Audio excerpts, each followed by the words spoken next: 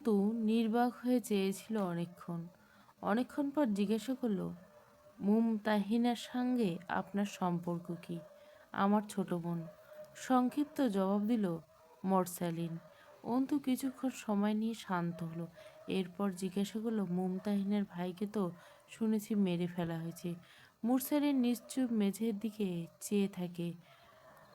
দৃঢ় সুস্থির চোখ দুটো অবাধ অটলতা। অন্তুর শরীরের ভার ছেড়ে একটা লৌহখণ্ডের উপর বসে। ওদের গুঙানির আওয়াজ অবরুদ্ধ কুটিরের দেওয়াল কাঁপন ধরাতে। স্পটলাইটের তীব্র হলদেটে আলোয় মাথা ধরে যাবার জোগাড়। এরা ঘন্টার পর ঘন্টা পার করছে ঘুমানো অসম্ভব এই আলোর তলে। আপনি চিনতেন আমার সেই রাতের আগে? না। তবু প্রথম দেখায় কোনো বিরূপ আচরণ করেননি? আপনি করেননি বিধায়। তাছাড়া পাটোয়ারি পরিবারের কোনো সদস্যের সঙ্গে আপনার সম্পর্ক বিশেষ ভালো নয়। তাদের উপর আপনার মায়া বা ভালোবাসা থাকবে এমনটা আশা করিনি আমি। আর দুঃখিত আমি। সেদিন কিছু ছলনার আশ্রয় নিয়েছিলাম। আর সেই ক্ষেত্রে দু একবার তুমি সম্বোধন করেছিলাম আপনাকে বিভ্রান্ত করার জন্য। অন্তু ভাবে লোকটা কে? ভেতরের খবর বেশ জানে। অন্তুর চোখে মানুষ চেনার বিশেষ ক্ষমতা আছে। তা অল্প স্বল্প। সে চট করে মানুষ বিচার করে ফেলতে পারে, শুধু পারে না অভিব্যক্তি লুকাতে। তৎক্ষণাৎ প্রতিক্রিয়া দেখানোর নির্বোধ স্বভাবটা খুব দৃষ্টিকটুর বটে। মানুষের অভিব্যক্তিও চোখের দৃষ্টি কথা বলে। সেই কথা বোঝে সে। সেদিন তার হাতে অস্ত্র ছিল, তবুও অজ্ঞাত পুরুষটিকে সে আঘাত করেনি। সেই নির্দেশ তার মস্তিষ্ক তাকে দেয়নি। ভরসা অথবা এরকম দ্বিধা নিয়ে সে আজ অবধি তিনটে পুরুষ করতে পেরেছে। আব্বু, আগন্তুক আর তৃতীয় জনের কথা ভাবতে সংকোচ কুঁচকে এলো ভেতরটা। জয়ামিন অপ্রিয় অন্যতম ঘৃণ্য ব্যক্তি। তাকে সে ভরসা করে নাকি আশা রাখে সেটা জানা নেই। প্রথম দুজন তার ভরসার মান পুরোদমে রেখেছে। তাদের দ্বারা এ অবধি ক্ষতিগ্রস্ত হয়নি সে। অথচ তৃতীয় জনের পাপ পুণ্যের তুলারাশি অসংজ্ঞায়িত। পরিমাপ করলে পাপ এবং ক্ষতির পরিমাণ বেশি হবে প্রথম চালেই। আপনারা হামলা করেছিলেন বিয়ের গাড়িতে? জবাব দিল না মুরসেলিন। অন্তু বুঝল ঘটনা সত্যি। জয়ের সাথে সাথে অন্তুর ভেতরে স্বল্পভাষী এই পুরুষটিকে নিয়ে কিছু কৌতূহল জন্মে গেল। লোহার গেটের ওই দিক থেকে ধাতব আওয়াজ আসছে। মুরসেলিন সতর্ক করলেন, আপনি ভেতরে যান, নিজেকে বিপদে ফেলবেন না। এখানে আসার খাতিরে আপনার কোনো সাহায্যের প্রয়োজন নেই আমাদের। আল্লাহ পাক সহায় হলে আমরা যেভাবেই হোক দিন কাটিয়ে দিব। আপনি আর আসবেন না এখানে। কথাগুলো মুরসেলিন সম্পূর্ণ ঢালাই মেঝের দিকে দৃষ্টি অবনত করে বলেছিল। একবার অন্তুর দিকে ফিরে তাকায়নি। অথচ দৃঢ় কণ্ঠস্বরের একরাশ আত্মবিশ্বাস ঠিকরে পড়েছিল তার কণ্ঠস্বর থেকে। চেহারাটা মুরসালিনের আরবীয়দের মতো অনেকটা। সবুজাভ চোখের মণি, কালচে বাদামি চাপদাড়িতে সুপুরুষ বটে। আবারও বললে মুরসালিন, ওরা ভেতরে আসবে এখন। আপনি বেরিয়ে যান, থাকবেন না এখানে। অন্তু খেয়াল করলে মুরসালিনের বাঁ হাতের কোনোই কাছে টসটসে ক্ষত। পুরো শরীরটা বিধ্বস্ত। চোখে ক্লান্তি কাতরতা আছে, তবে উদ্বেগ নাই। মুরসালিন আব্দুল আহাদকে বলল, তুমি এগিয়ে যাও ওনার সঙ্গে, সিঁড়িঘর পর্যন্ত পৌঁছে দিয়ে আসবে। একা ফিরতে পারবে তো অন্ধকারে? জি ভাই, পারবো। আপা আসেন আমার সাথে। অন্তুর কানে তখনও ওদের ভোঁতা গুঙানি লেগেছিল। যন্ত্রণায় ছটফট করছিল ওরা। তুলির ঘরের সামনে দিয়ে ফেরার সময় দেখতে পেল তুলি কোয়েলের মাথায় পানি ঢালছে। অনেকক্ষণ সেখানে বসেছিল অন্তু। জ্বরে গা পুড়ে যাচ্ছে ছোট্ট মেয়েটা। তরুরও জ্বর, অথচ মেয়েটা অতিরিক্ত চাপা স্বভাবের। অন্তু শিওরে বসে অনেকক্ষণ ধরে কপাল টিপে দিল তরুর। মাথায় পানি দিতে চাইল, রাজি হলো না। অন্তুর নিজের রুম থেকে একটা ওষুধ নিয়ে গিয়ে খাইয়ে দিল। রাতে ফিরে খাবার খেয়ে হামজা বড় ঘরে আর জয় রুমে এলো। অন্তু তখন বিছানা যাচ্ছিল। জয় শরীরের ঠান্ডা প্রকোপ নিয়ে লম্বা একটা গোসলে গেল। গায়ে পানি ঢাইলা আর গান গাইছিল গলা ছেড়ে। কেমন আছো বেয়ান সাহেব? বুকের জ্বালা বড়ই জ্বালা। কিসের জ্বালা বেয়ান সাহেব? নয়া প্রেমের জ্বালা। এই জ্বালাতে মরে নাই কোনো শালিশালা। গোসল করে এসে বলল, ঘরওয়ালি খাবার রুমে এনো। অন্তু চুপচাপ আনলো। জয় বেহায়ের মতো আবদার করলো, খাইয়ে দাও। অন্তু বেশ নরম সুরে বলল, আপনি খেয়ে নিন, আমি পড়তে বসবো। জয় আস্তে করে বলল, হাত কাটা। অন্তু দেখলো জয়ের হাতে ব্যান্ডেজ জড়ানো। আশ্চর্য লাগে তার। একটা মানুষ মাসে কয়বার আহত হয়? অন্তু ধারণা করলো মুরসালিনের কপালটা বোধহয় জয় ফাটিয়েছে। বিয়ের দিন আঘাত পেয়েছিল কপালের পাশে, বিশাল জখম হয়েছিল তার শোধ। অন্তু খাওয়াতে বসলো প্রথমবার। জয় তাকিয়েছিল। এক পর্যায়ে বলল, পাখির আহার করাচ্ছ শালি? একবার হাতের 4 বার, আমি একবার মুখে ঢুকে। অন্তু হেসে ফেলল। জয় অবাক হয়ে চেয়ে থাকে। হাসছো তুমি? তুমি? অন্তু বড় এক লোকমা তুলে দিল জয়ের গালে। তারপর কত শান্ত আর বয়স্ক মেয়ের মতো বলল, আপনি আমায় হাসতে দেখেননি না? দেখার কথাও না। সামনে এলে পশুর মতো আচরণ নিয়ে এসেছেন, তখন হাসি পাবার নয়। আমি মেজাজ খারাপ নিয়ে হাসতে পারার মতো ভারী বুদ্ধিমতী নেই। আজকে ভালো আচরণ করছি। সয়ে গেছে। মনোযোগ পুরোটা তার ভাতের প্লেটে। জয়া অপলক বন্ধুকে দেখল শুধু। প্রকাশ্যে ঠিক যেমন নিখুঁত অবহেলা নীরবে, কিন্তু অন্তুর অবহেলা তেমনই নিখুঁত। টের পাওয়া যায় না, কিন্তু অভিযোগ করা যায় না। তবুও আগে কখনো এত শান্তিপূর্ণ মুহূর্ত আসেনি তাদের মাঝে। অন্তুকে সে অন্তত প্রথমবার হাসতে দেখল আজ। মলিন হাসি, তবুও সুন্দর। আমার মনে হয় তুমি জন্মেছিলে গোমড়ামুখ হয়ে। না তো? তাই নাকি? তাই। জয় মাথা দোলায় দুধকে।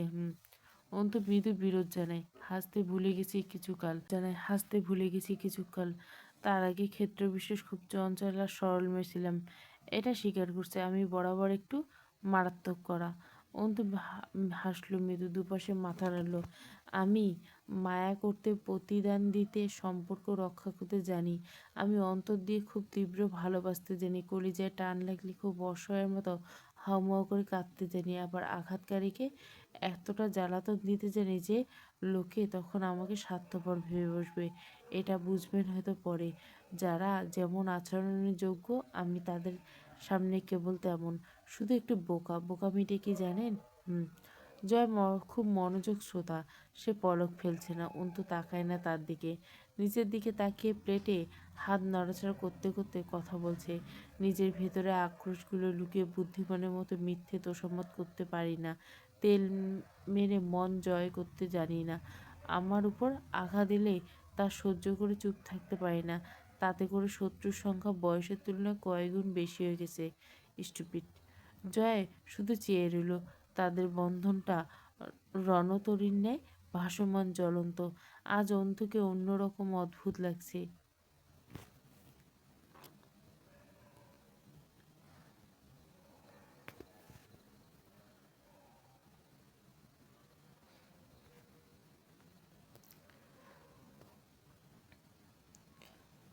আজ অন্তুকে অন্যরকম অদ্ভুত লাগছে। এই দিন জয়ের প্রথমবার মনে হয়েছিল এই মেয়েটার কাছে তার পাপ সীমা ছাড়িয়েছে। বুকে এক প্রকার অস্থির ডানা ঝাপটেছিল প্রথমবার জয়ের। অন্তুর সুকরুণ ভাষাগুলো তাকে উপলব্ধি করিয়েছিল সে কারো আসামি। প্রথমবার এমনটা হলো। সরল ছিলে না কোনোদিন, প্রচুর অহংকার তোমার ভিতরে।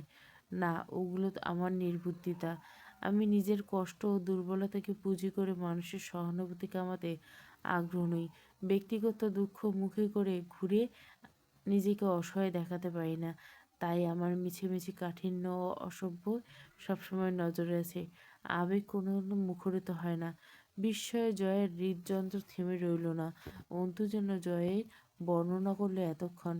এত গাঢ় মিল আর বৈশিষ্ট্য সাদৃশ্য নিয়ে তারা দুজনে দুজনের থেকে কত দূরে, কত বিরোধ তাদের মাঝে, অথচ গঠনের দিক থেকে এক সুতোয় গিঁট দেওয়া।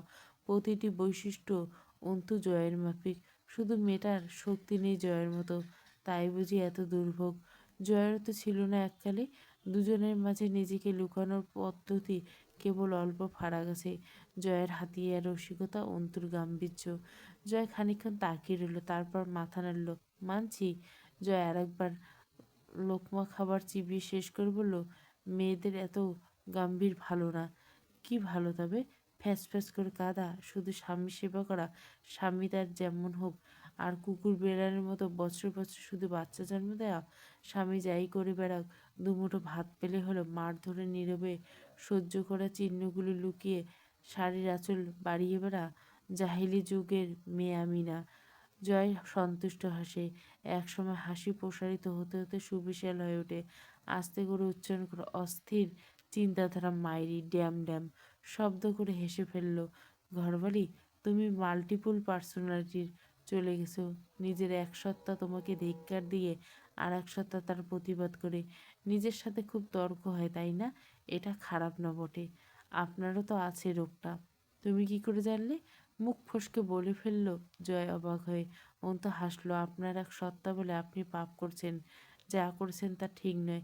আর এক সত্তা তার বিরোধিতা করে পয়েন্ট কাটিয়ে দেয়, যেটাকে আপনি বলেন জয়ামের কখনো নিজের কর্ম নিয়ে আফসোস করে না। জয় বাগরুদ্ধ হয়ে চেয়ে রইল। অন্তু থেকে আলতো হাসে। আমার ৯৯% পড়া ও আত্মস্থ করা বই আপনি। জয়ামের এতগুলো দিন শুধু বোকামিটাই করিনি, শুধু ন্যাকামি করেছি, যেটাকে হিপোক্রাইসিস বলা হয়। চোখ মারল অন্তু। তার বদলে অবশ্য স্থায়ী বিনিময় শোধ করেছি কিছু। যা আবোল তাবোল বলল যেন।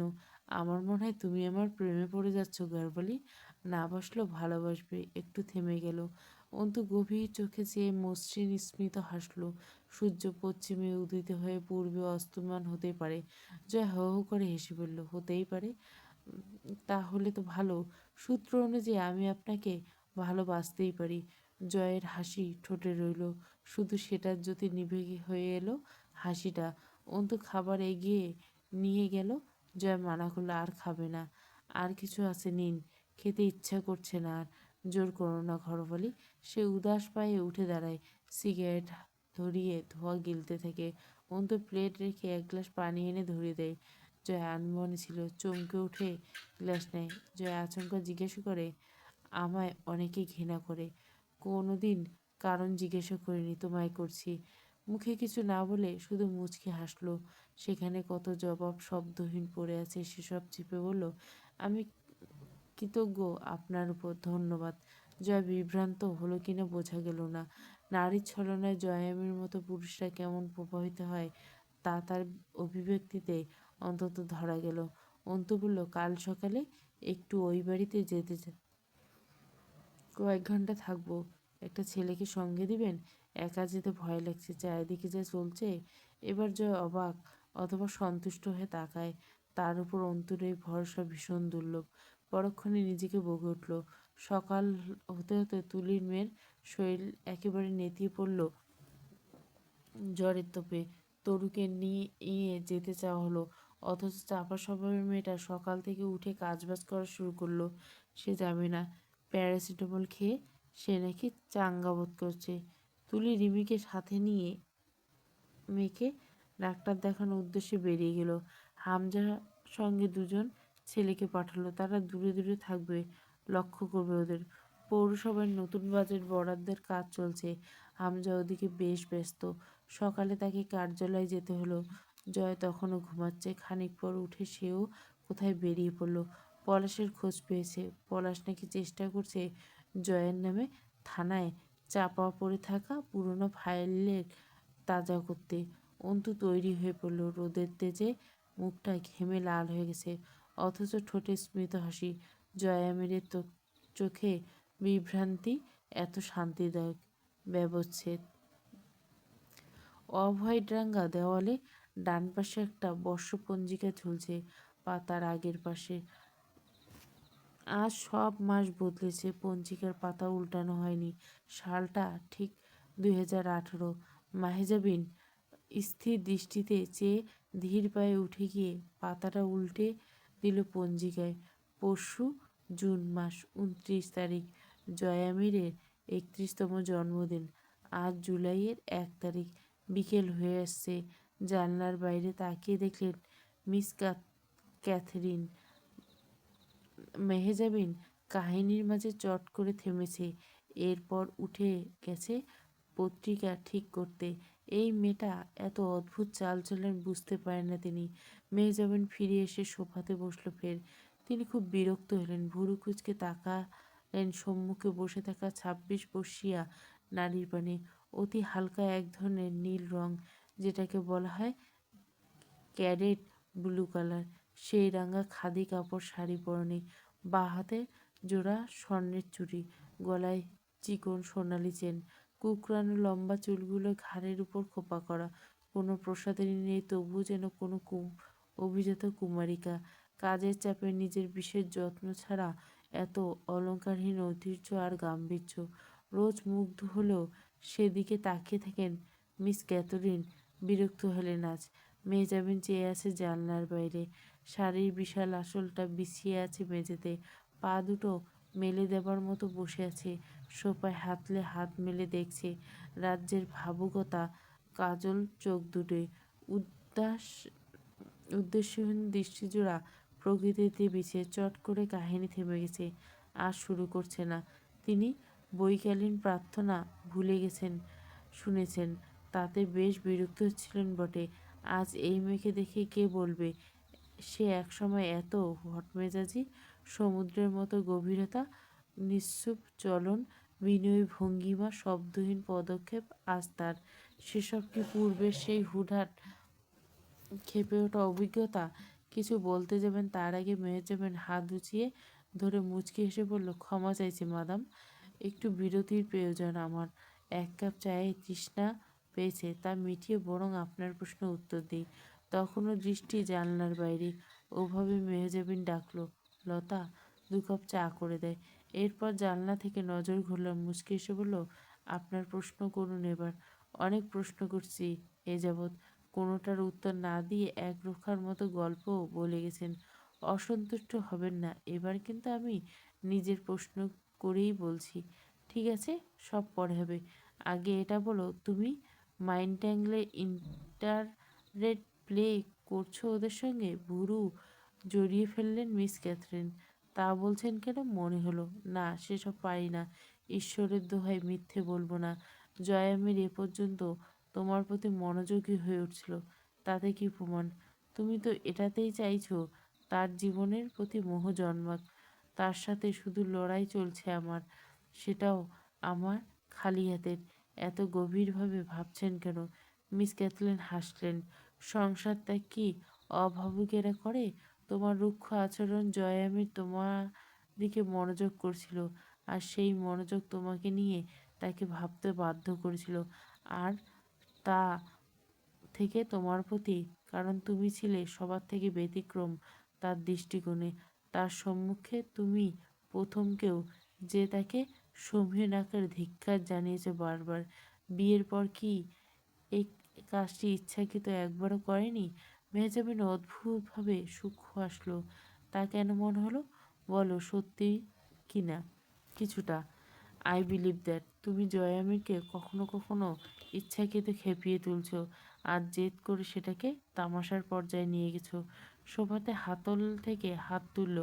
ভুল বলেছেন মাদাম, শুধু তাকে প্রশ্রয় দেয়নি, ভয় পায়নি পরিণত অথবা পরিস্থিতি বিশেষ। এটা কাজ করেছিল বেশ। সকলেই ভয় পেত। আমি চেষ্টা করেছি নিরুদ্বেগ থাকার।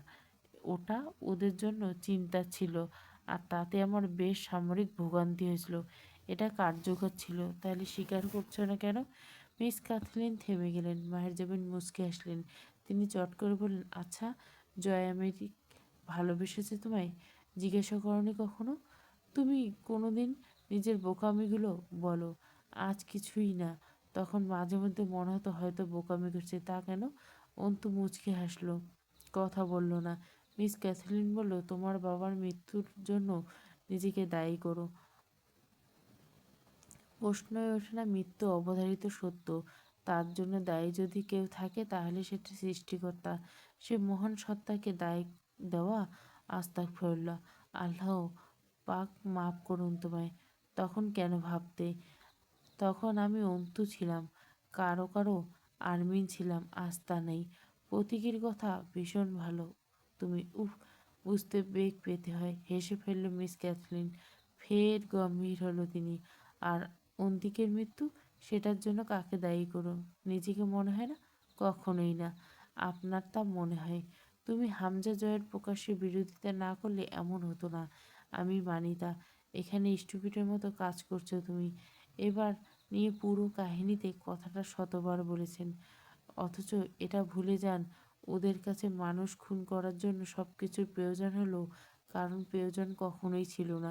এরকম হাজার অন্তিকে রোজ মেরে আসতো। তাদের সকলের কয়টা করে আমার মতো বোন ছিল? মিস ক্যাথলিন ভুরু কুচকে করে চেয়ে রইল। অন্তু রহস্য জড়িত ঠোঁট বাঁকে হাসল। আমি কদিন বাদে হব অ্যাডভোকেট মাহের জাবিন আমির। রোজ কত শত অপরাধীর বিরুদ্ধে কেস লড়ে ফিরব। তার পরিণাম কি হবে তা ভেবে কি আদালতে চুপচাপ দাঁড়িয়ে থেকে মনে মনে ফন্দি আঁটব যে কীভাবে পরে লুকিয়ে প্ল্যান প্রোগ্রাম করে নিরপরাধকে মুক্ত আর অপরাধকে ছক এঁকে ফাঁসি দেওয়া যায়? আদালতে চুপ থাকি, নয়তো আমার বাপ ভাই মরে যাবে। আর চুপচাপ হজম করলে তারা চিরকাল বেঁচে যাবে, অমর হয়ে যাবে। কথার মারপেঁচে উপহাস করে হাসল মেহজাবিন। এরপর বলল, ইন্টেলিস্টিস সবাই পরিবার বাঁচুক। আমার পেশা নেশা কেবল তা নয় জীবনে। স্বাধীনভাবে চলে যতদিন দুনিয়ায় টেক্কা যাওয়া যায় যথেষ্ট। মিস ক্যাথরিন একটু লজ্জা পেলেন। অন্তুর নরম হাসি মুখে বলল, আমাকে কথা বলে শত লোকের সম্মুখে যুক্তি দিয়ে তর্ক করে কেস ডিসমিস করতে হবে মাদাম। আর সেটা অপরাধীদের বিরুদ্ধে ভরা আদালতে দাঁড়িয়ে উঁচু আওয়াজে করতে। সেখানে অপরাধীর পুরো গ্যাং উপস্থিত থাকবে। কাল যেমন ক্ষতির ভয় না করে দিব্যি অপরাধীর বিরুদ্ধে অভিযোগ প্রমাণের জন্য আওয়াজ তুলব, তখনও তুলছি। এরপর যা হয়েছে সেটা রং টাইমিংয়ের জন্য। তখন যাই করতাম ধারাবাহিকের হিতে বিপরীত। তোমার খারাপ হয় না, হিড়িক বোঝে না। ক্ষতিগ্রস্ত হবারও একটা হিড়িক থাকে। যখন যার পালা তখন শুধু তারই হয়। একে তকদির বলা হয়। কৌশলে খাটাতে পারেন বুদ্ধিমানরা, নীরবে চাল চালে। শুধু বারবার ধরা পড়ে গেছো কারণ তুমি সতর্ক ছিলে না। মেহজাবিন শাড়ির আঁচল তুলে হাতের কবজি রেখে শীতল হাসল। আমি কি ঢাকঢোল পেতাম? ক্ষেত্রটা এমন ছিল যে যেখানে কোনো গোপনীয়তার সুযোগ ছিল না। ওরা ছিল মাত্রাতিরিক্ত চতুর। এখানে বসে যতটা সহজে সতর্কতার কথা বলছেন। আচ্ছা, আমি যদি আপনাকে জিজ্ঞাসা করি, এখন যে আপনি ওখানে থাকলে আমি যা করছি সেই সব বোকামি না করে তার বদলে আপনি কি কি কৌশল খাটাতেন? মিস ক্যাথলিন জবাব দিতে পারলেন না। চুপচাপ চেয়ে রইল অন্তুর দিকে। অন্তু সোফাতে হেলান দিয়ে চায়ের কাপে চুমুক দিল। মিস ক্যাথলিন ইশারা করে কাপ তুলে নিতে। কাপ নামিয়ে রেখে বললেন, কৌশল খাটানোর বিশেষ জায়গা থাকে না মিস ক্যাথলিন। মিস ক্যাথলিন তাকালেন। মেহজাবিন বললেন, ধরুন আপনার সম্মুখে কাউকে খুন করা হয়েছে। আপনি বাধা না দিয়ে মনে মনে বুদ্ধি দিচ্ছেন কারণ আপনি বুদ্ধিমান। ঠান্ডা মাথার খুনি কারণ আপনার ভয়। এখন কথা বললে আমার ক্ষতি হয়ে যেতে পারে। ততক্ষণ লোকটা মারা শেষ। ওটা আপনার বুদ্ধির লাভ? বাচ্চাগুলো না খেয়ে ছটফট করতে চাবি নেই আমার কাছে। আপনি কি কৌশল খাটাতেন? আমি কোনো মাফিয়ার চক্র নেই যে থাপ্পড়ের বদলে কঠিনভাবে প্রতিশোধ নিতে, সেখানে হেসে পড়ে তার প্রতিশোধ নিতে গভীর প্ল্যান নামব। আমি চিরকাল সাধারণ মেয়ে, খুব নির্বোধ, আর সবসময় শান্ত থাকাটা মানব মস্তিষ্ক প্রেফার করে। সে উদ্দীপনার আধার আপনার মাঝে সেন্স থাকলে তা তখন সেন্সিটিভিটি জ্বলে ওঠে। এটাকে সেন্স লিপ্রেশন বলে, যেমন আমার হতো। আমি চেয়ে জয় হামজা পলাশের সম্মুখে মিথ্যে তোষামত দেখাতে পারিনি। ভিতরে ঘৃণা ও সমগ্র পারিপার্শ্বিক পরিস্থিতি আমি এত অসুস্থ করে ভাবার সুযোগ দেয়নি কখনো। ভেতরে আক্রোশ বাড়িয়ে আসতো ঝড়ঝাপটায়। আন্তিকের মৃত্যু, ওটা কি তোমার কারণে হয়নি? পুনরায় বললেন মিস ক্যাথলিন। মেহজাবিন আবার হাসল। শুধু শুধু জেনে রাখুন, তাছাড়া আমি মনে করি ওটা কর্মফল এবং কাকতলীয় পরিণতি। আন্তিকের মতো আন্তিকরা রোজ হাজারটা পিষে যাচ্ছে হামজা পাটোয়ারির মতো রাজনৈতিকদের শুধু ইচ্ছেতে। তাদের সবার বোন আমি নই। লতা এসে পা ঝাড় বলল, দিদিমণি আর কিছু চাইবেন না কইলাম। আমি সিনেমা দেখেছি, এই নাও বিস্কুট। মেহজাবিন জবাব দিল না। লতা আশাও করল না। সে তার ম্যাডাম সাহেবের কাছে জবাব পেলে অবাক হয়। তার ধারণা তার ম্যাডাম বাংলা জানে না ঠিক মতো, তাই কথা কয় না প্রয়োজন ছাড়া। কিন্তু আজ রাগ হলো। আজ তো বেশ কথা বলছে এই খ্রিস্টান মহিলার সাথে। মিস ক্যাথলিন বললেন, সব স্থানে উকিলগিরি, নিজে খুব ডিফেন্স করতে জানো দেখছি। দেখে এত যুক্তি শেষ অবধি তোমার জীবনে কতটা যুক্তিযুক্ত অবস্থানে নিয়ে ফেলছে। মেহেরজাবিন মুচকি হাসলেন। আত্মরক্ষা ফরজ, আর যুক্তি হলো মনের বুঝ। ভুল বললে চলবে না। জীবন তার পরিকল্পনা মাফিক প্রভাবিত হয়। আমার কেবল জীবনের দাস, এর পেছনে নিরুপায় এগিয়ে চলে। জীবনের পরিকল্পনার যুক্তি খাটে না, শুধু কার্যকর্ম ব্যাখ্যা করার মাধ্যম হলো সেটা।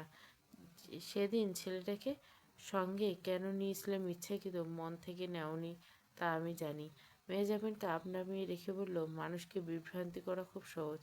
সেদিন আমি নিজের থেকে লোক চেয়ে নিয়েছিলাম, তাতে কি আর আমার ওপর সন্দেহ আসবে যে আমি অন্য কোনো কাজে যাচ্ছি? তাহলে তো লোক সঙ্গে নিতাম না। তাছাড়া মিস ক্যাথলিন কথা কেড়ে নিয়েছিল। তাছাড়া জয়া মেরির মনে হয়েছিল যে তুমি তাকে ভরসা করছো, কৃতজ্ঞতার ভয়ে তার সাহায্য গ্রহণ করে মানেই তো সব মেনে নেওয়ায়। বাড়ির সামনে অযত্নে লতাপাতা জন্মেছে কত। অন্তু তালা খুলে দরজার সামনে ছেলেটার দিকে ফিরে তাকলো। আপনি কতক্ষণ থাকবেন? আপনি যতক্ষণ আছেন। ভাই আশেপাশে থাকতে বলছে। সমস্যা নেই, আশেপাশে আছি। হ্যাঁ, দূরে যাবেন না যেন, বাড়ির আশেপাশে থাকুন। আমি ঘন্টা কয়েক থাকবো এখানে। অন্তু ভেতরে ঢুকলো, দরজা আটকে ওভাবেই পড়ে রইল। কিছুক্ষণ পর দরজা খুলে অবাক হবার মতো করে হাসলো। আরে, দাঁড়িয়ে আছেন দেখছি। যে রোদ, বাইরে ঘেমে যাচ্ছেন। এতক্ষণ তো আর এভাবে বাইরে দাঁড়িয়ে থেকে যায় না। চাইলে আশেপাশের দোকান থেকে চাটা খেয়ে আসতে পারেন। লজ্জা পাচ্ছিল লোকটা। অন্তু কিছু টাকা দিল, বের করে এগিয়ে গিয়ে সুন্দর করে আসলো, নিন। আর অনেক ধন্যবাদ। বেশি দূরে যাবেন না যেন, আশেপাশের দোকানপাটে বসুন। বাড়ির দিকে খেয়াল রাখবেন। অন্তু জানে এসব লোক নিহাত বড় ভাইদের মন জয় করতে এসব কাজ করে। মোটেও তার মনোযোগ থাকবে না বড় ভাইয়ের বউয়ের বাপের বাড়িতে ঢুকে কি করছে না করছে সেদিকে। আন্তরিকতা শূন্য তেলবাজি যাকে বলে, যেটা সে পারে না। এইসব পার্টির ছেলেরা খুব জানে। লোকটা চলে যাবার পর অনেক দিন পর অন্তু নিজেদের পুরনো বোরকাটা বের করলো। গায়ে জড়ানো সময় বুকে আটকে আসছিল। ধমকে নিজেকে সামলে ওড়না দিয়ে মুখটা আবৃত করলো। বহুদিন পর এই সম্মানিত পোশাক গায়ে জড়িয়ে নিজেকে খুব অপরাধী লাগছিল। টেনে টুনে খুলে ফেলে চিৎকার করতে ইচ্ছে করছিল। সম্মান অবশিষ্ট নেই তার। তার সম্মানে আবৃত শরীরটাকে অনাবৃত করে লোকচোখের লোভী চাহিনী ও মিথ্যা নাটকীয় অপবাদে আঘাতে ছিন্ন বিচ্ছিন্ন করা পুরুষটি আজ তার স্বামী। আর আজ সেও মন চলনের দিক থেকে সেই সরল শুদ্ধ মেয়েটা আর নেই পুরোপুরি। জয়ের ছেলে আড্ডায় বসে গেছে মোড়ের টঙ্গে। উল্টো পথ ধরে মুস্তাকিনের ফ্ল্যাটের দিকে হাঁটা ধরল। লোকটা তার সন্দেহের সাথে মিলিয়ে দেখার পালা। ফ্ল্যাটে না পেলে কার্যালয়ে চলে যাবে। যদি এতে সন্দেহ আছে, সে আসলে চাকরিটা কি করে, না পেলে কি করবে, এটা ভেবে উত্তেজনায় ঘেমে ভিজে উঠছিল শরীরটা। তোর মন বলছিল পাবে। তালা ছিল না ফ্ল্যাটের দরজায়। অন্তু খুশি হলো। দরজায় বেল টিপে অপেক্ষা করলো। হাতের তালু ঘামলে খুব অস্বস্তিকর। উত্তেজনায় হাত ভিজে উঠছে। কয়েকবার বেল চাপালো, খুলল না কেউ। বারবার বেল চাপাটা এক প্রকার অভদ্রতা। তবুও আরও কয়েকবার করাঘাত করলো। দরজা খুলল মুস্তাকিন। দরজার অল্প একটু ফাঁক করে দেখলো অন্তুকে। তার চোখে মুখে বিস্ময় ছড়িয়ে পড়লো, যা সচরাচর দেখা যায় না। অন্তু অবাক হলো যখন দেখলো মুস্তাকিন হাতে লোডেড পিস্তল ছিল। সেটা অন্তুকে দেখে চট করে লুকিয়ে ফেলার চেষ্টা করলো। মুস্তাকিন মেকি হাসে। উঠবি উকিল মহোদয়, চমকে দিয়েছেন পুরোটা। আমি ভেবেছিলাম পুলিশ। অন্তু উপহাস করে হাসে। পিবিআই অফিসার সৈয়দ মুস্তাকিন মহান কোন সংস্থার পুলিশকে ভয় পেতে পারে সেটা ভাবার বিষয়। পুলিশকে অপরাধীরা ভয় পায় বলে জানতাম। কত ভুল যে জানি আমি। মুস্তাকিন বুঝল খোঁচাটা।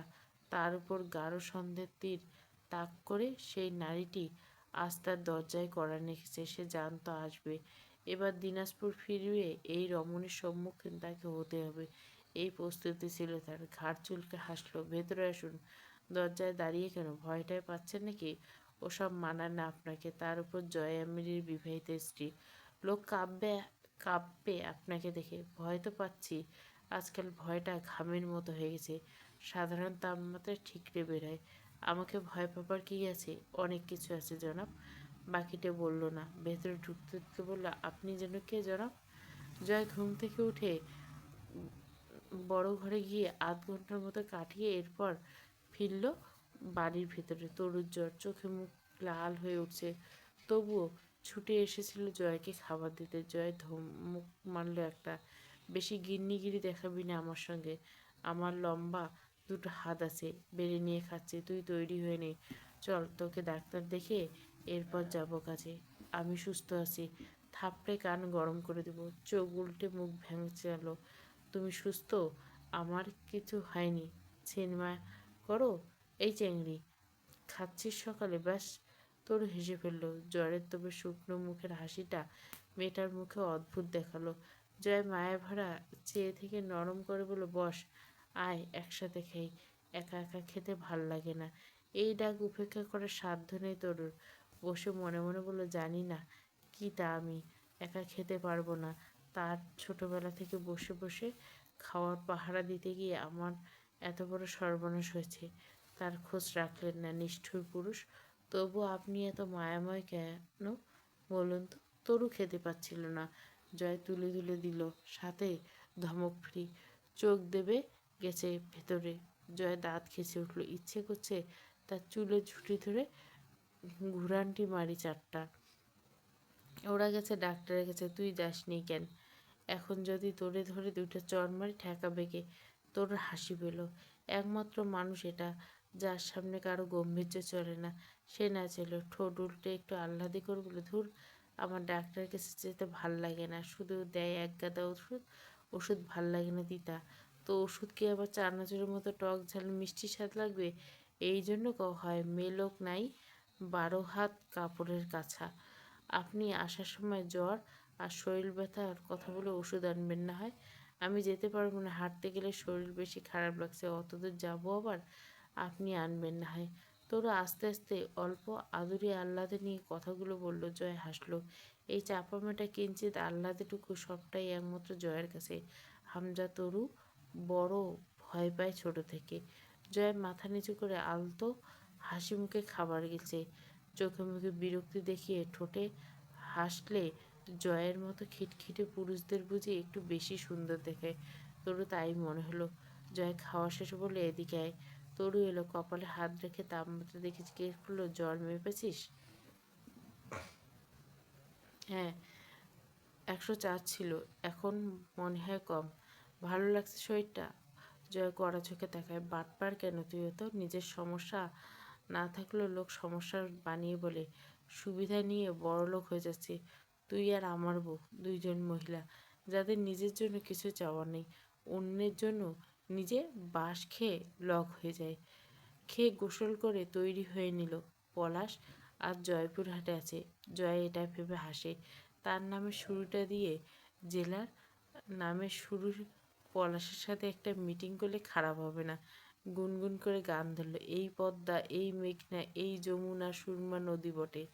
আমার রাখাল মন গান গেয়ে যায়, কি আমার দেশ, কি আমার প্রেম, কি আমার আনন্দ বেদনা, মিলন বিরহ সংকটে। গান ছেড়ে আয়নায় নিজেকে দেখে সন্তুষ্ট হলো। তরুণ, বলিষ্ঠ আর হ্যান্ডসাম লাগছে দেখতে। বউটা গেছে বাপের বাড়ি, তা ভেবে দুঃখ হলো। এখন থাকলে একটু জ্বালাতন করা যেত। বদমাইশের মতো মুচকে হাসলো। ওর বউয়ের চোখ দুটোকে ওর বড় ভয় হয়। নিজের জন্য ওই চোখে ঘৃণা দেখলে খুব রাগ হয়। মন চায় থাপড়ায় চোখের দৃষ্টি নিজের জন্য একটু ভয় আনতে। আর সবাই ভয় পায়, ঘরের বউ ভয় কেন পাবে না? সেই দুঃখে হতাশার জোরে করে স্লোগান দিয়ে ওঠে, জয় বাংলা, জয় বঙ্গবন্ধু। পরে ভাবলো, আহারে, বঙ্গবন্ধুটার বউটা তার বউ হলেই পারত। তার বউয়ের মতো এমন কড়া ছিল নয়তো। বের হবার সময় তরুকে ডাকলো, নিচে ছেলের আছে, কোনো দরকার পড়লে ডাকবি শুধু একবার। তরু ঘাড় নাড়ল, মাথায় পানি নিবি? চল, দুই বদনা হটকুল পানি মাথায় ঢেলে দিয়ে জ্বর নেমে যাবে। না না, আপনি কোথাও যাবেন যান, আমার শরীর ভালো আছে বললাম তো। দরকার হলে বাথরুমে ট্যাপ কল ছেড়ে আমি মাথায় পানি নিব আজই। জয় গম্ভীর মুখে বেরিয়ে যাচ্ছিল। তরু হন্তদন্ত পেছনে রাখলো, দাঁড়ান দাঁড়ান। জয় পেছনে ফেলে, আবার কি? তরু টলমলে পা নিয়ে ফ্রিজের কাছে যায়। ছোট্ট কন্টেনার বাক্স নিয়ে এসে জয়ের হাতে সামনে ধরে, গত দুদিন সুজির হালুয়া বানিয়েছিলাম কোলের জন্য, সেটা দিয়ে বরফি বানিয়েছি, আপনার খুব পছন্দ, এই দুটো খেয়ে যান। জয় দাঁত কিরমির করে বলল, থাপড়ে ওই, তুই কি ধরেই নিয়েছিস আমি রাস্তায় মরে যাব, নাকি তুইও বাঁচবি না? রেখে দে, এসে খাবো আরামে বসে, ফিরলে মনে করে দিবি কিন্তু। তরু মুখটা ছোট করে দাঁড়িয়ে রইল। জয় বলল, ভুলে যাস না, আসলেই দিবি, ফ্রিজে রাখ। আমি কাউকে দিয়ে প্রাথমিক ওষুধ পাঠাচ্ছি, ফেরার পথে ডাক্তারের সাথে কথা বলে ওষুধ আনবো, সাবধানে থাকিস। বেহুশ হয়ে পড়ে টরে থাকার আগে গলা দিয়ে টুকটাক আওয়াজ বের করিস। জয় চলে গেল। তরু খাবারটা ফ্রিজে রেখে দেয়, জয় ফিরলে বের করে দিবে।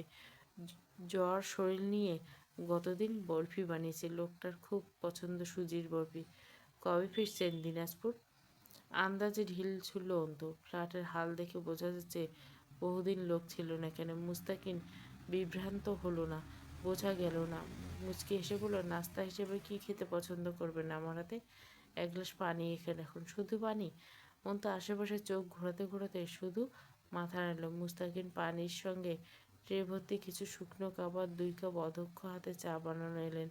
অন্তু এক দৃষ্টিতে তাকিয়ে চোখের মণি ঘুরিয়ে লক্ষ্য করছেন মুস্তাকিনকে। কিছুক্ষণ কেউ কোনো কথা বলছিল না। মুস্তাকিন আজ খুব হাঁসফাঁস লাগছে, যেটা তার মাঝে আগে দেখা যায়নি। বলল, কেন এলেন? কিছু তো বলছেন না, কিছু নিচ্ছেন না। আমাকে দেখতে এসেছেন? হ্যাঁ। দুনিয়াতে দেখা ছাড়া আর কাজ কি বিশেষ? হেয়ালি বুঝি না ম্যাডাম। আমিও বুঝতাম না। মুস্তাকিন তাকিয়ে রইল। অন্তু নিজের দৃষ্টি তীরের মতো মুস্তাকিনের চোখের মনির উপর স্থির রেখে বলল, কে আপনি? মুস্তাকিন চট করে হেসে ফেলল। আমি? চেনেন আপনি আমায়? পিবিআই অফিসার সৈয়দ মুস্তাকিন মোহন। আপনি কে সেটা জিজ্ঞাসা করছি। কল্পকাহিনী খুব বেশি পছন্দ না আমার। আবু ছোটবেলা থেকে বাস্তব গল্প বেশি শোনাতেন, রূপকথার গল্প বিরক্ত লাগে আমার। কল্পকাহিনী? তাহলে বাস্তব আপনিই বলুন, সেটা আপনার কাছে জানবো। শুধু এটুকু জানি, আপনার আপাতত পরিচয়টা কল্পকাহিনীর অংশ। তা কি করে বলছেন? কথার লাইনটা কাটছেন আপনি। যেটুকু জিজ্ঞাসা করছেন তার জবাব দেন। অবাক হবার ভান করল মুস্তাকিন। মাই গড, সবে আপনি অনার্স থার্ড ইয়ার, অথচ 1 সেকেন্ডের জন্য এতক্ষণও মনে হয়নি আমি কোনো উকিল মহোদয়ের সামনে বসে আছি। এমন করে কারা দক্ষতা নিয়ে জন্মেছিল, তারপর উকিল হবার স্বপ্ন দেখছেন? অন্তু কপট হাসল। রসিকতা বিরক্ত লাগে। আগে শুনি, আমার উপর আপনার সন্দেহ শুরুটা কবে? অনেক আগে। অনেক আগে? তবু আপনি? পাকাপোক্ত প্রমাণ একত্র না করে কাউকে অভিযুক্ত করা যায় না, বড়জোর সাসপেক্ট হিসেবে মার্ক করি, যেটা আমি অনেক আগেই করে ফেলেছি আপনাকে। মুস্তাকিন সামান্য ভুরু কুঁচকে গেল, বিব্রত মুখ নিয়ে। অন্তু বলল, প্রথম দ্বারা আপনাকে আজ অবধি কোনোদিন পুলিশ ইউনিফর্মে দেখার সৌভাগ্য হয়নি। একবার কার্যালয়ে গেছিলাম, আপনি তখন সেখান থেকে বেরিয়ে আসলেন। ডেস্কে বসিয়েছিলেন ঠিকই, তবে সবার পরনে পোশাক থাকলেও কিন্তু তখন আপনি কার্যালয়ের ভেতর সিভিল ড্রেসে ছিলেন। মুস্তাকিন চুপচাপ বসে রইল। অন্তু বলল, আপনি আমাদের বাড়ি এসেছিলেন আব্বু? পরে আমি জিজ্ঞাসা করছিলাম, উনি কি সৈয়দ পরিবারের ছেলে? আব্বু হেসেছিল, না, পুলিশের চাকরির সময় এটা নাকি ছদ্ম নাম লাগিয়েছে। And there was my bloody fall that. সেদিন আব্বুকে জিজ্ঞাসা করা হয়নি, তাহলে আপনার আসল নাম কি? তাতে কি প্রমাণ হয়? অন্তু মাথা নাড়ল, বিশেষ কিছু না। কিন্তু এরপর? আমি যেদিন পলাশের ডেরায় গেলাম, আপনি আমায় জিম্মি করে পাঠিয়ে আপনার ব্যাকআপে রইলেন। হাস্যকর না? পুলিশরা সন্ত্রাসীর খোঁজ পেলে নিজেরা 4-5 ফোর্স মিলে একসাথে অপারেশন চালায়। পেছনে আরও লোকাল থানা, আরও কত রকম সংস্থা, ব্যাটালিয়ন ইত্যাদি ব্যাকআপে থাকে। আর আপনি সেদিন আমার মতো একটা নিরীহ মেয়েকে পাঠালেন তো পাঠালেন, 1 ঘন্টা সময় দিলেন। এরপর আমি না বেরোলেও আপনি যাবেন। আপনার হাসি পাচ্ছে না? মুস্তাকিন কিছু বলল না। অন্তু এমন শক্ত ধিক্কারে 1 গ্লাস পানি খেলো ঢক ঢক করে। অন্তু থেমে চোখ তুলে তাকালো। অথচ 1 ঘন্টার একটা মেয়েকে ছিঁড়ে ফিরে রান্না করে খেয়ে ফেলা যায়। আপনি পলাশের ডেরা থেকে খুব দূরে ছিলেন না, তবু এত চিৎকার চেঁচামেচি উঠে আসেনি। তাছাড়া জয়ামেরির সঙ্গে আপনার কথাবার্তা বরাবরই রহস্যজনক ছিল, যেন দুজন দুজনকে খুব চেনেন, জানেন। আমার সঙ্গে যখন জয়ামেরের মজার খেলা খেলছিল, তখন আপনি নাকি জেলার বাড়ি ছিলেন। আমার তথাকথিত বিয়ে হলো, আব্বু ইন্তেকাল হলো, দান খয়রাত হলো সেই উপলক্ষে। এরপর আপনি একদিন চট করে ফিরলেন। আপনার পরিবারের ব্যাপারে জিজ্ঞাসা করলে মেরিয়ে গেলেন। অন্তু থেমে কপাল কুঁচকাল। ধুর, এত ফিরিস্তি দিতে ভাল লাগে না। মোট কথা, সাসপেকশন আপনার উপর আমার বহুদিনের, কিন্তু আজকের আগে বিশেষ প্রয়োজন বোধ করিনি তা ক্লিয়ার, তাই জানতে এসেছি। মুস্তাকিন চুপচাপ বসেছিলেন, এবার জিজ্ঞাসা করলেন, আজ এমন কি বিশেষ হয়েছে জানতে এসেছেন? অন্তু কোনো কথা বলে না, কেবল সামান্য হাসল। সৈয়দ মুরসালিন মোহনের বোন সৈয়দ মুমতাহিন মোহন। কিন্তু আর একটা কথা থেকেই যায়, সেটা হলো মুমতাহিনের ভাইকে জয়ামির খুন করছে, কিন্তু সেটা মুরসালিন নয়, কারণ মুরসালিন এখনো জীবিত। তাহলে মৃত ভাইটিকে? সেই ভাবতে গিয়ে অন্তু খোঁজ পেয়েছিল সৈয়দ মুস্তাকিন মোহন নামটা, অথচ যখনই তার চেনা জানা সৈয়দ মুস্তাকিন মোহনের মুখটা ভেসে উঠছিল চোখের সামনে, বিষয়টা খাপে খাপ খায়নি। সেই মুস্তাকিন মোহনের জন্য অন্তু মনে মনে সে সন্দেহ কেটেছিল, তা ছিল এই লোকটা একটা ছদ্মবেশী ভণ্ড। জয়ামির ভণ্ডদের দেখতে পায় না, মুস্তাকিনকেও দেখতে পারত না, অথচ মুরসালিনের চোখে আগুন ছিল। ওর ভাই ওর মতোই আগুনের দলা হবে। সৈয়দ পরিবারের রক্তে ভণ্ডামি আর কলুষিত থাকতে পারে না, এটা যেন কেউ অন্তুকে ডেকে বলেছিল। যে মুরসালিন বোনের সম্মান ও প্রাণহানির বদলায় হুমায়ুন পাঠকের মতো জানোয়ারকে কম বেশি ৭০ ছুরিকাঘাত করে মারতে পারে, তার সাথে অন্তুর চেনা মুস্তাকিন মহান মেলেনি মুরসালিনের ভাই হিসাবে। মুমতাহিনের আর এক ভাই এই মুস্তাকিন মহান হতেই পারে না। এই হিসাবটা অন্তু সেদিন বড় ঘরে দাঁড়িয়ে মাত্র কয়েক সেকেন্ড কষেছিল, এরপর বসে পড়ছিল লোহার বিমের উপর। এই সব কিছু চেপে শুধু জিজ্ঞাসা করলো, আপনি কে? মুস্তাকিন এতক্ষণ মৃদু হাসল। আমি? জি আপনি। কে আপনি? আমি পড়া গজগার, সরি, আমি জানি না জারজ বাপের নামের সারনেম জারজ সন্তান ব্যবহার করতে পারে কি না, কারণ আমার নামটা কখনো ব্যবহার করতে দেওয়া হয়নি কোথাও। সারনেমের প্রশ্নই ওঠে না। স্কুলে আমার নাম পারভেজ দেওয়া হয়েছিল। অন্তু ভুরু কুঁচকাল। আপনি পলাশ অজগরের ভাই?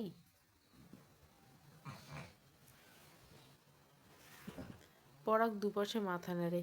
আমি রূপকথা অজগরের সৎ ও জারজ ভাই। অর্থাৎ আপনার মা রূপকথার মা নয়?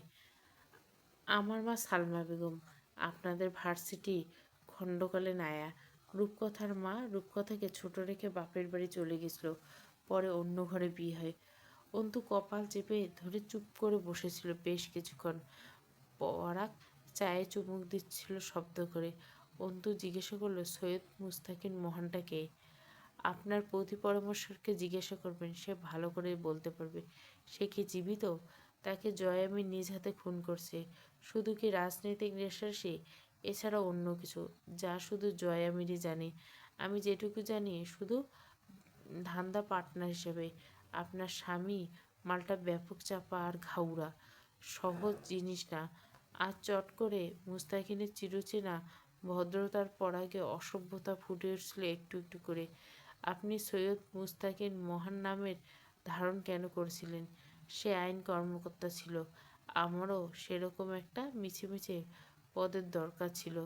অন্তু কয়েক সেকেন্ড চুপ থেকে আন্দাজ থেকে বাকিটা বলল, তাকে খুন করার পর তার স্থল পলাশ অজগর আপনাকে দিয়েছিল আপনার অনৈতিক ব্যবসা ডিফেন্স করার জন্য।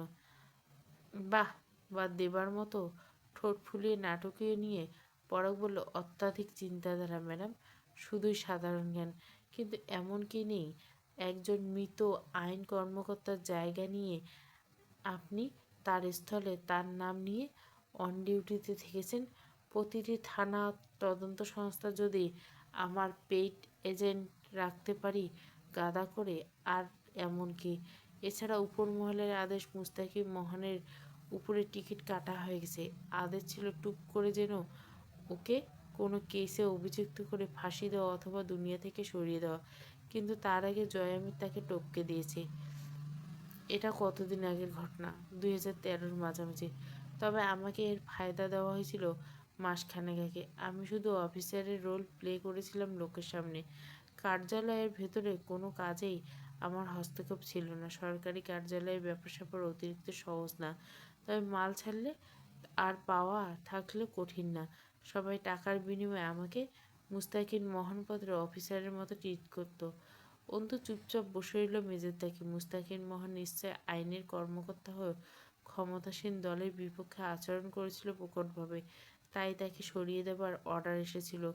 এমন কত জজ, ব্যারিস্টার, মেজর, কত রকমের কর্মী বরখাস্ত হলো, জীবন দিয়ে মূল্য শোধ করতে গেল এই ভয়ানক সময়টাতে। আব্বু এসব বলতো টুকটাক, শুধু অন্যায়ের বিরুদ্ধে মৃদু আওয়াজ তোলার দায় কি সব, এবং নিজের কর্তব্য নিষ্ঠার সাথে পালন করতে চাও কি অপরাধ? অন্তু ভাবে, তাহলে সে এখন কি করে? এখনো তো জীবিত। সে এমন চুনোপুটি হয়ে যা টুকটাক কথা বলেছে হিসেবে তার সাথে কম বিচ্ছু হয়েছে। অন্তুর ভেতরে এক প্রকার নিদারুণ শক্তি গমগম করছে। সে একা বেঁচে আছে জয়ামের সুপ্ত ইচ্ছার জোরে। জয়ামের সেটুকু কৃতজ্ঞতা, আর বাকিটা অথবা অনির্দিষ্ট হারে অগ্রহণযোগ্যতা। পরাকের জীবন কাহিনীর ব্যাপারে জিজ্ঞাসাবাদ এখনো বাকি। দুপুর 11:30 বাজছে, গরম বাড়ছে প্রকৃতিতে। তরুকে ওষুধ দিয়ে গেল একটা ছেলে, দুটো ব্যথার, একটা প্যারাসিটামল এবং গ্যাসের ওষুধ। জয় পাঠিয়েছে। হাতুড়ে ডাক্তারে প্রাথমিক চিকিৎসা।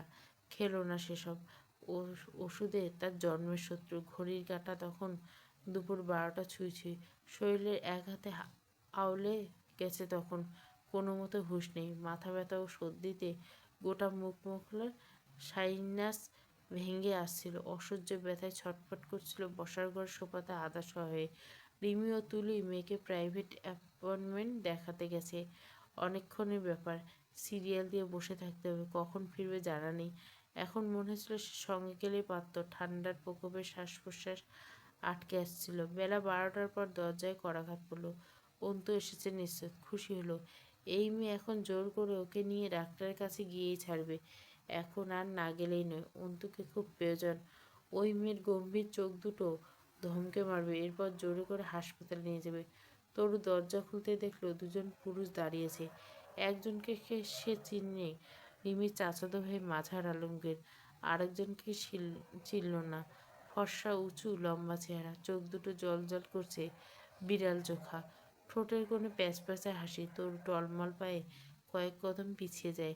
শরীরটা অজান্তে ঝাঁকুনি দিয়ে ওঠে। তলপেটে একটা আতঙ্কিক পাক জড়িয়ে এলো। শরীরের ওড়নাটা দুর্বল হাতে টানলো। কেউ বাড়িতে নেই।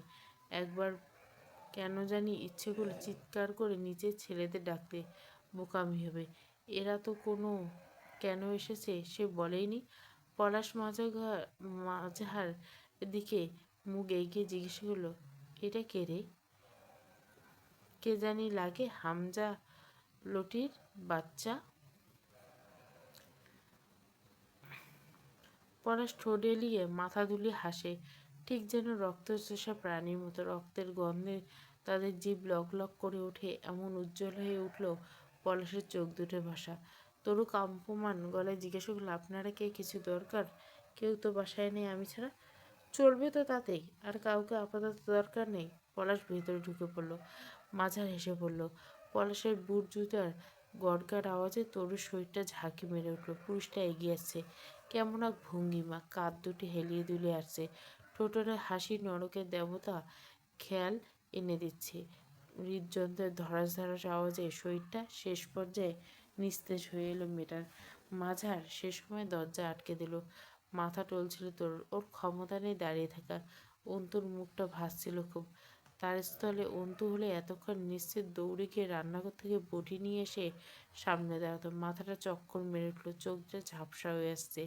খানিক বাদে জোহরের আজান পড়বে। জয় কোথায়? সে এতক্ষণে রাস্তায় পলাশের খোঁজে। ক্লাব ঘরে ফের আগুন জ্বলছিল সেদিন। বেলা দুপুর 12টা। ওয়ার্কশপে দুজন ছেলে বাদে সবগুলো একচোটে দৌড়ল ক্লাবের দিকে। ওটা এদের প্রাণস্থল। রাতে ঘুমানো হয় বাড়িতে। সকাল থেকে রাত ওখানেই কাজ। আজ কিছুদিন পাটোয়ারি বাড়ির নিরাপত্তা বৃদ্ধিতে ওদেরকে এ বাড়ির একতলা ভবনে থাকতে হয়েছে। অন্যি হয়ে লাঠি ছুরি দা নিয়ে ছুটল সবগুলো। কোনো দিকে খেয়াল নেই। যারা আগুন লেগেছে তাদের রক্ত দিয়ে আগুন নেভানো হবে আজ। দুর্ভাগ্যবশত কাউকে পেয়েছিল না ওরা। শুধু আগুন জ্বলছিল বহর করে। ওয়ার্কশপে দুজন দেখলো। তার খানিক পরে পলাশ মাজার ঢুকছে। দুজন উঠে কপালে হাত ঠেকে সালাম দিয়েছিল তড়িঘড়ি। পলাশ এবার বেশ কিছুদিন পর আসলো। আগে প্রায় দিন তাকে গোডাউনে আসতে দেখা যেত, কিন্তু মাঝার কেন এসেছে তা জিজ্ঞাসা করার সাহস পলাশের কাছে নেই এদের। রাগ হলো মাঝারকে দেখে, তবু কিছু বলার নেই। পলাশ মানুষ নয়। তাছাড়া ওরা দুজন দুশ্চিন্তায়। জয় আর হামজা ফিরে এই ঘটনার জন্য কি করবে? পৌরসভার জরুরি অধিবেশন থাকলে হামজা কল বা কোনো প্রকার তলব নিষিদ্ধ।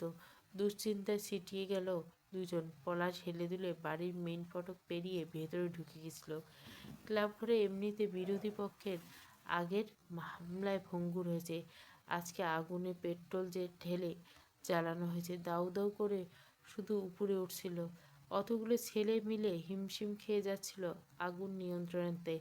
সাধারণ লোকজন এসব থেকে দূরে থাকার চেষ্টা করে সবসময়।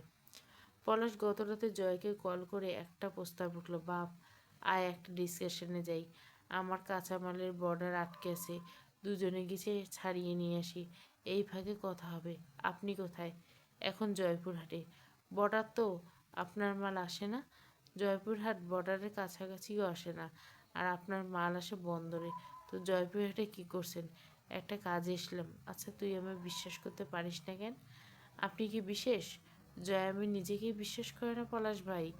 এত সতর্ক দিয়ে কি হবে? তুই আমার যা ক্ষতি করছিস আমি ফুল ড্যামেজ চাই। জয় চাইলে কিছু করার নেই অন্তত আপাতত। হু হু করে হাসলো বয়। আয় মালগুলো ছাড়িয়ে আনি। কাকার কেসটা নিয়ে খুব ঝামেলা আছে, তোকে দরকার। জয় চুপ।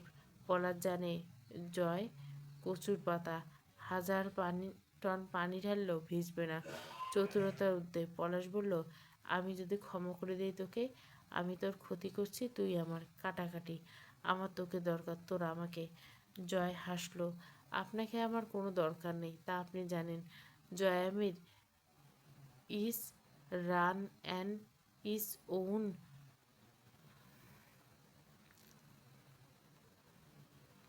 ডিস্টিনিক্সটেন, আর না সে আপনার কাছে ক্ষমাপ্রাপ্তি। এত নাটক করবেন না আমার সাথে। ঘুরতে যাইনি বহুদিন, এই ফাঁকে ঘুরে আসি, এর বেশি কিছু না। জয় জানতো পরিস্থিতি এমন হবে। সে বাড়িতে কড়া পাহারা বসিয়েছে, তার উপর হামজা ভাই তো জেলাতে থাকছে। হামজা বলল, গিয়ে ঘুরে আয় এবার, বিট্রে হলে আমি আছি সামলাতে। অন্তু থাকলে পলাশ ও মাঝার হয়তো তার হাতে বলি হয়ে যেত। আজ পরিস্থিতি ঠিক তরুকে একলা ছেড়ে দিয়েছিল সেদিন দুজন রাক্ষসের হাতে। দুর্বল তরু মানসিকভাবে দুর্বল, পেরে ওঠেনি। তরুর ওড়না খুলে এক প্রান্ত ছিঁড়ে সেটা তরুর মুখে গুজে দিয়েছিল পলাশ। গুঙানের আওয়াজটুকু গলা থেকে বের হয়নি। মাঝার তরুকে দিয়ে ঠেলে দিয়ে সে সোফায় বসলো, যেমন নাটকের দর্শকরা মঞ্চের সম্মুখে বসে। তরুর চোখে কাতরতা। পলাশ নিজে সব কিছু হারানোর যন্ত্রণা একটু একটু করে মূল্য ফেরত পেয়েছে, যা সে জয়ের বউয়ের সাথে করতে পারেনি। সেই অতৃপ্ততা পূরণ করেছে। অন্তুকে জয়ে ছাড়িয়ে এনেছিল তাকে অপমান করে, সেই শত্রুকে শোষণ করে নিল। এরপর গেল সে তরুর শেষ সময়। বিশাল পাটোয়ারি বাড়ির মাঝমেঝেতে নরক নেমেছিল সেদিন। তরুর ছিন্ন বিচ্ছিন্ন দেহটা বেহুশ পড়ে আছে, প্যান্টের চেন লাগিয়ে। তৃপ্ত মুখে পলাশ পাশে এসে ধপ করে বসলো মাঝার। পলাশের পিঠে চাপার হাসলো, নীরবে সাব্বাস জানালো মাঝারের পুরুষত্বকে। অজ্ঞান তরুকে তোলা দরকার। এমনিতে মুখে কাপড় গোজা থাকায় চিৎকার শোনা যাচ্ছিল না। পলাশ খুব অসন্তুষ্ট হলো তাকে। আবার যদি বেহুশ থাকে হলো। পানি ছেটালো মুখে, শরীরে হাত দেওয়া যাচ্ছিল না। জ্বরে চিটচিট করছে, পুড়ে যাচ্ছে ছোট্ট দেহটা, নাজুক দেহটা। তরুর শ্বাসে গতি তখন খুব ধীর, চোখ খুলতে পারছিল না ঠিক মতো। চোখ বুজে খুব ধীরে শ্বাস টেনে নেবার চেষ্টা করছিল। শরীরে বিভিন্ন স্থানে আঁচড়, খামচি, চামড়া খসে গেছে। চোখের কোণা দিয়ে টস টস করে গরম নোনা জল টুপটুপ করে কয়েক ফোঁটা বেজেতে পড়ল। তরু পলাশকে চোখের ইশারায় সাবধান করার চেষ্টা করলো। জয় আমি তোকে ছাড়বি না, একটু চিন্তা কর। আমি তোর ভালোর জন্য বলছি, শোন, একটু সময় দে আমায়। ওই লোকটা কথা দিয়েছি, আমি ফিরলে সুজির হালুয়া বের করে দিব। এই শেষ কর্তব্যটুকু করতে দে। ওর আর কেউ নাই রে, আমি না দিলে কেউ দিবে না, খাবে না। আর বড় বেপরোয়া খেয়ালি লোক, একটু সময় দে। শেষ মুহূর্তে তরু হেসেছিল। জয় ঝুঁকে এসে মাথায় হাত বুলিয়ে দিল। গলায় শিকলের মতো দেখতে চেনটার লকেটে ঝুলন্ত লেটার। তরুর শরীর শুয়ে যাচ্ছে। তরু অনুভব করলো জয় কি কাঁদছে। তরুর যন্ত্রণা বুঝেছি। একটু ভালো লাগছে না দেখতে জয়কে। জয়ামের হাস্যরত সুন্দর। ওই কঠিন অবয়বের মুখে মলিনতা একটু সাজে না। ঠোঁটের কোণে দুষ্টু রসিক হাসি আর চড়া ভুরুটা পড়া গম্ভীর চোখ দুটো জীবনের ক্লান্তির সংমিশ্রণ বড় মানায়। তরু শেষবার দেখলো তার জয়কে। জয় চেয়ে আছে। আরেকজনের কথা তরুর মনে হচ্ছিল। উকিল আরমিনকে দেখা হলো না তরুর। ও থাকলে কি এমন হতো ওর সাথে। হামজা ভাইয়ের মুখটা ভেসে উঠছিল। গম্ভীর বিশালাকার দাড়ি গোপের মুখটা একরাশ শ্যামলা মায়া। তরু আস্তে করে চোখ খুললো। খুব শান্তি লাগছে। জীবনের অবসানে এত সুখ হবে না। জীবন এত তো নিষ্ঠুর। তার কাছ থেকে ছাড়া পাওয়াই তো সুখ। তবু বুকের কলিজা ছেঁড়া যন্ত্রণা। মায়ার টান বলে না এটাকে, তাই তো। কিন্তু কিসের মায়া দুনিয়ায়? নাকি কয়েকটা পরিচিত মুখের? একটা আস্ত ছন্ন ছাড়া জয় আমিরের মায়া নয় এটা। এ তো এক চঞ্চল অদ্ভুত রে পুরুষের মায়া, যার পারফিউমের কৌটা তরু এগিয়েছে। ধুর,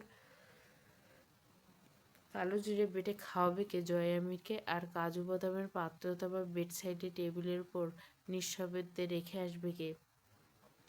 অন্তু আর বাড়িতে গেছিল না। সোজা পাটোয়ারি বাড়ির দিকে রওনা হলো। তরুর জ্বর। এতক্ষণে জয়ামির বেরিয়ে গেছে। মেয়েটা নিশ্চয় একা। অসুখে মরবে, তবু মুখ ফুটে বলবে না।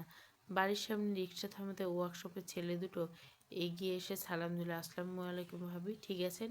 ভাড়া মিটিয়ে রিক্সায় বিদায় করলো দুজন। অন্তু বলল, ওয়ালাইকুম সালাম। কী ব্যাপার? আর সব কোথায়? এভাবে বাড়ি ফাঁকা করে কোথায় গেছে?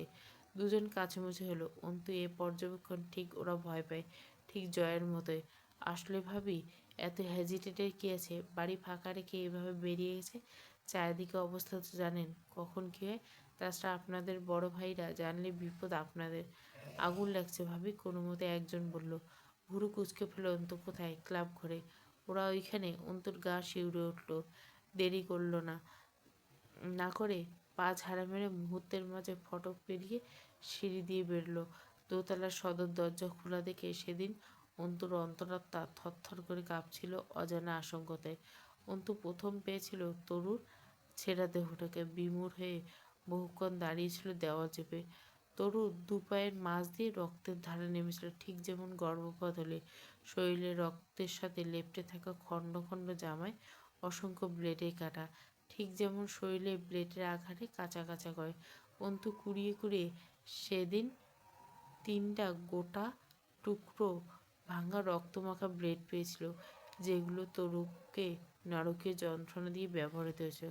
তখন পুরো বাড়ি কবরের মতো অন্ধকার, প্রতিটি জানলা দরজা বন্ধ। এখানে মানুষের হাজার টুকরো করলে আওয়াজ বাইরে যায় না। তরু শুয়ে আছে।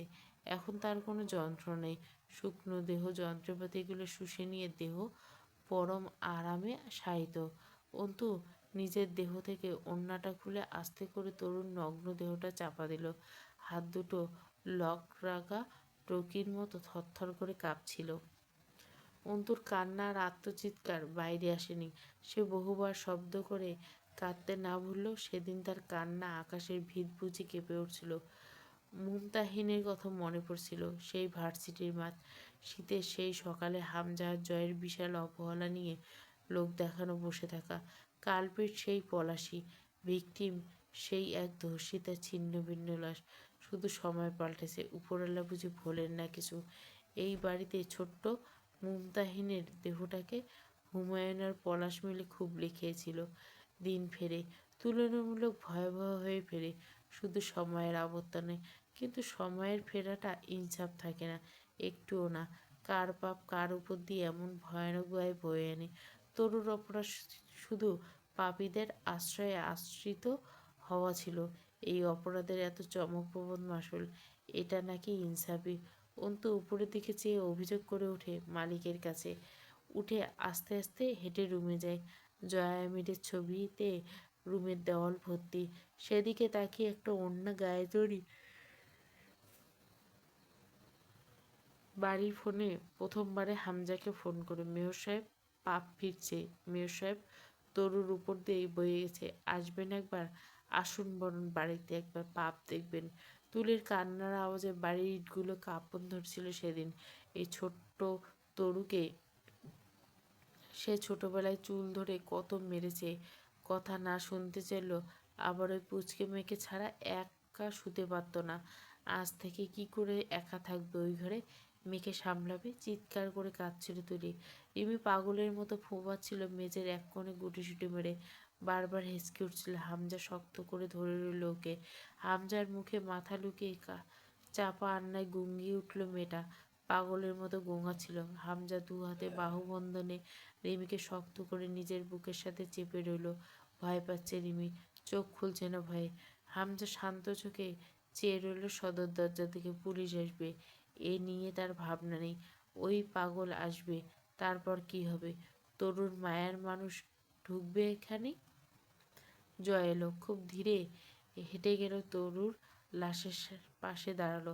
আর্মির ওড়না দিয়ে ঢাকা তরুর দেহটা। ওড়নাটা রক্তাক্ত হয়ে আছে, রক্তের রংটা বড় প্রিয় জয়ের। আজ ভালো লাগছে না, চোখে শুলের মতো বিচ্ছে।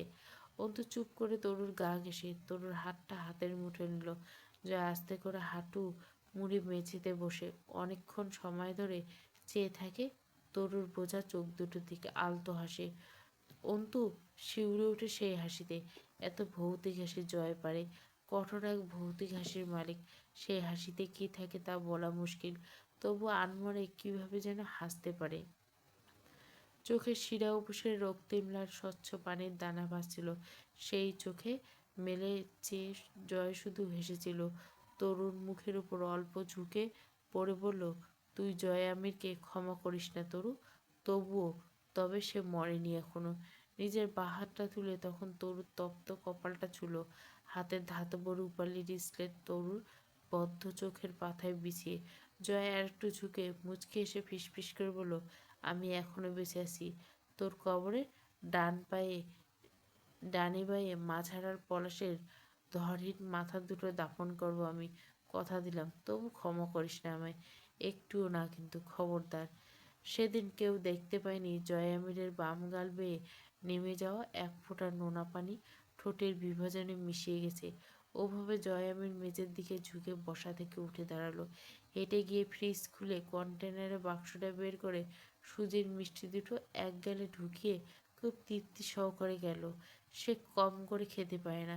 এই বড় বড় লোকমা খাওয়া তরু কত আবেশ নিয়ে দেখত। ডাইনিং টেবিলের কাছে গিয়ে জগ উবর করে ঢক ঢক করে লিটারখানেক পানি খেলো জয়। সে খুব রিল্যাক্স। আরাম করে গামছা টেনে নিয়ে মুখ পুছল। এরপর পায়ে টঙ্গুর উপর প্যান গোড়াতে গোড়াতে ঝুঁকে বেরিয়ে গেল বাড়ি থেকে। কত কাজ এখন! পুলিশ আসবে, ইন্টারোগেট করবে, লোকজন ভিড় জমবে, খবর বেরোবে, অনেক কাজ। অবরুদ্ধ নিষেধ পর্ব ৩২ পুরো গল্প প্লেলিস্টে।